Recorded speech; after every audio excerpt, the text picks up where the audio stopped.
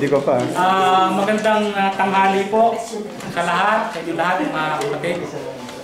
Sa Otaugama, maligayang bati sa inyo, sa inyong Ito ko yung pamilya eh. Ano sa lahat po, Projection ay ako ay nakikisa.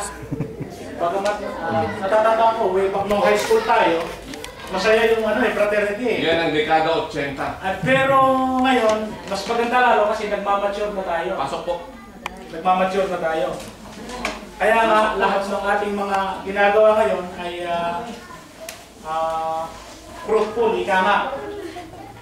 Isa sa mga ginagawa natin, gusto kong unahin ay yung ating pakikisa o solidarita doon sa ating kapatid na Taugama, kapatid na OFW at kapwa Pilipino na si Brother Don Lanusa, na siya halos 11 taon na nakaranas ng pagkakulong sa Saudi at tila na pabayaan ng ating embahada sa Saudi. Ngayon po siya ay nabibigit sa kamatayan.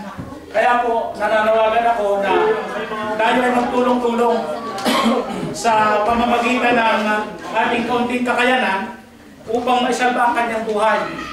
Sapagkat po ilan pa ang OFW na mapapariwara na dyan si Flor Contemplacion.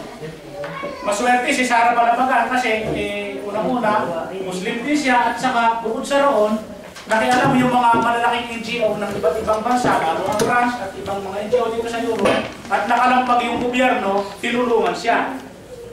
Paano yung iba na nawala? Kaya po tayo ay nananawagan na magtulong-tulong po tayo na manawagan sa ating gobyerno, natulungan ang ating kababayan ito at ang iba pang mga OFW na napapariwara. Dahil tinatawag naman tayong bagong bayani, bigyan naman sana ng atensyon ng ating gobyerno ang ating kalagayan. Gusto ko po ipabot sa inyo mga kababayan dahil nandito tayo sa Roma. Gusto ko samantalahin ang pagkakataon na noong po nakaraang Huwebes, nakausap na natin ang bagong Ambassador Reyes hinggil po sa usapin na middle name. Ano po?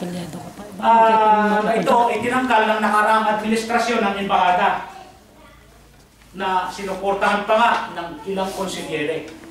Yan po ay isang facts at isang katotohanan. Si Ambassador Reyes po ay nagsalita at inatasan niya yung ating Consul General at katunayan nga dumalo dito kanina si Vice Consul Jari upang makiisa na mag-usap ng isang masusi, masinsinan at seryoso upang makapagbigay tayo ng tamang indikasyon na ibibigay sa Italian authorities kung paano isusulat yung ating pagkakakinlangan ng walang labis, walang kulang. That is documented po yung usapang yan. Kaya po hinihiling ko din sa inyo mga kapatid na suportahan po natin ang advokasiyang ito na ibalik yung ating middle name upang mapangalagaan ang ating kultural na paggawi. Na kahit tayo nandito sa Italia, tayo pa rin ay mga Pilipino na may dignidad at may sariling pagkatao. Nananawagan din po ang inyong lingkod patungkol sa isyu ng Isla ng Saba. Ito po ay tunay na pag-aari ng Pilipinas at tayo po may pakialam dito tayo ay mga Pilipino. Ito po ay pag-aari ng Pilipinas, subalit haram na inoccupy ng Malaysia. Sa Muslim po yung haram ay isang kasalanan, isang illegal na pag-ukupa.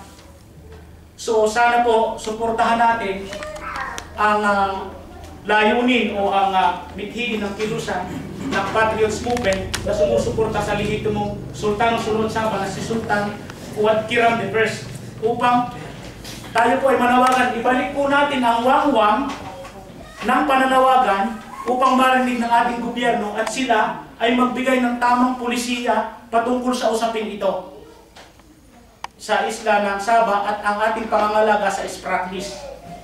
At panghuli po, pananawagan pa rin ito patungkol sa ating pagtutol sa hindi makatarungang pagmimina sa ating bansa. Suportahan po natin sa atin po kasi bagamat tayo ay naririto sa ibang bansa kagaya ng homily ni Father kanina na ang tunay na iglesia nasa langit, tayo yung kadugtong. ang ating pong bansa nasa Pilipinas, pero tayo, bahagi po tayo ng bansang Pilipinas. At maliwanag po na hindi naman talagang nakikinabang ang ating mga kababayan sa mga pagmiminang ito, kundi yung mga malalaking kumpanyang dayuhan at ang mga ilang politiko lamang. Kaya po sana po, suportahan natin ito, natutulan, lalong-lalo na yung pagmimina sa maliit naming bayan, partikular sa Lubao, Batangas, na isa pong hindi makatarungan talaga. Kaya po, sana po, matugunan ang ating pamahalaan, ang ating panawagin ito. Muli po, mga kapatid, sa Taugama, sa inyong lahat, nakikiisa ako, maligayang bati sa inyong anibersaryo. Alhamdulillah.